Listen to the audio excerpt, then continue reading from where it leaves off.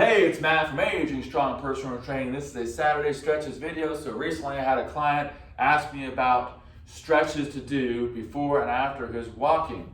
So he goes for long walks and he's having a little bit of trouble with sciatica.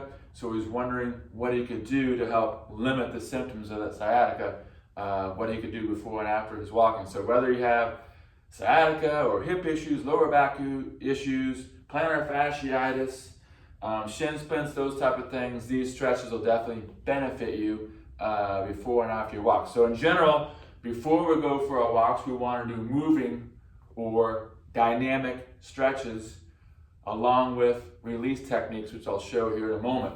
After the walk, we want to do static stretches where we hold the stretches in place for 30 to 45 seconds. I'm going to do 8 activities prior to the walk. I'm going to demonstrate, and 4 after the walk. So as I said, we want to start with release techniques ideally. So basically when I talk about release techniques, it's like we're trying to give ourselves a massage here, right? So it's like a self-massage. So this is using the massage stick here. It's going to help stretch and release my hip flexors. So the hip flexors are those muscles that get tight when we sit. So we want to loosen those up prior to our walk. So I'm focused here. Really, it's productive to do it all the way from the knee to the hip, but I'm focused up here where the hip flexors are, up near the hip.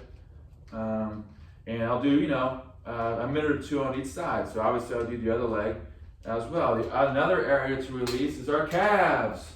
So most of us have tight calves. When we get those ugly things like shin splints or plantar fasciitis, tight calves contributes to that quite a bit. So we're applying pressure here with the massage stick, releasing those knots in that, not only the muscles, but the connective tissue that surrounds the muscles. So again, a minute or 2 on each side.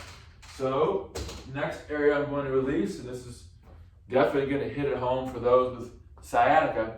When we have sciatica, it's oftentimes caused by a tight piriformis, which is a muscle that's under the glute that runs here from the base of the spine over to the hip. So you're going to take this, you could use a lacrosse ball, which is that's what this is, a lacrosse ball, or I could use, if it's very severe and I need something less intense, I can use a tennis ball instead. So either way, I'm going to put the ball against, pretend like you have a pair of jeans on. You're going to put the ball where the top of the jean pocket would be, right there. Okay, and then I'm going to use the wall here, up against the wall. Again, top of the jean pocket.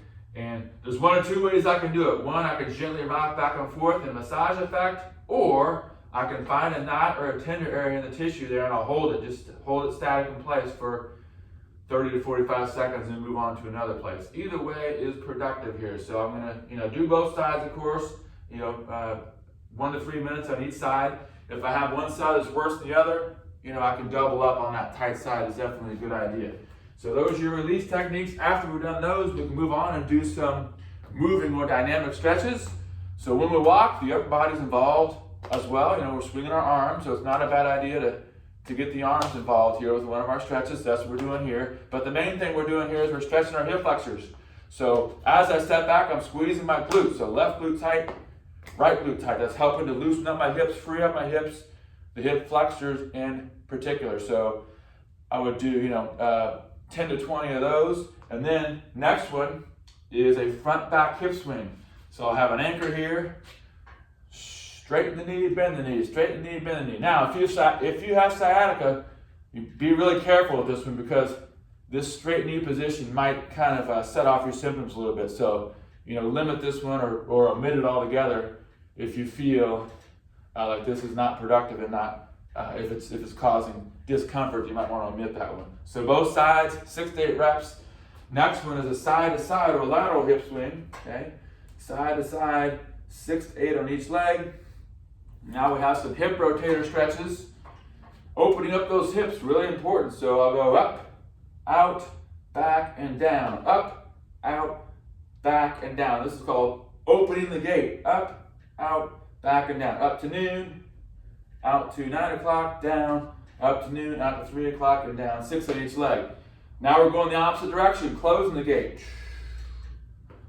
Closing the gate. So I'm going out to 3 o'clock, back to noon and down. 9 o'clock, noon and down. 6 on each leg. So those are the stretches and activities you do prior to your walk.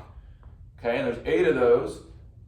After you walk, we're doing more static, stationary stretches, holding in place for 30 to 45 seconds. So there'll be 4 of those. So the first one is a calf stretch.